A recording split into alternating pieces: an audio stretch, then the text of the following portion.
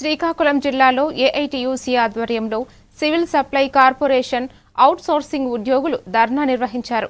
సమాన పనికి సమాన వేతనం అమలు చేయాలని, అనుభవం ఆధారంగా ఇంక్రిమెంట్లు, వేతన సవరణలు చేపట్టాలని డిమాండ్ చేశారు.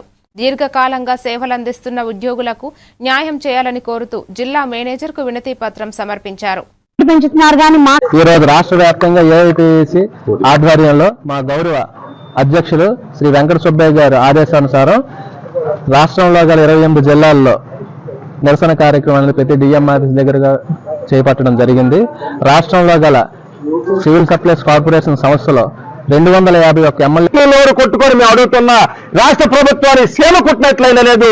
దీన్ని కూడా మేము తీవ్రంగా ఖండిస్తున్నాం. వీటితో పాటుగానే కార్మికులు, ఉద్యోగుల తాలూకా ప్రధానమైన సమస్యలైనటువంటి ప్రావిడెంట్ ఫండ్ కానీ, ఈఎస్ఐ కానీ, కార్మిక సంక్షేమ పథకాలు కానీ, ఇతర ప్రమాద బీమా సౌకర్యం కానీ, వీళ్ళకి వైద్యం సంబంధించి కానీ వీటన్నిటినీ కూడా పరిష్కారం చేయమని మేమైతే డిమాండ్ చేస్తున్నాం.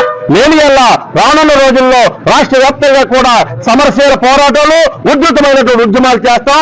దానికి రాష్ట్ర ప్రభుత్వము, పౌర సరఫరాల శాఖ బాధ్యత వహించాల్సి ఉంటుందని ఈ సందర్భంగా రాష్ట్ర ప్రభుత్వాన్ని, అధికారులు కూడా మేము డిమాండ్ చేస్తున్నాం. నా పేరు టి తిరుపతిరావు.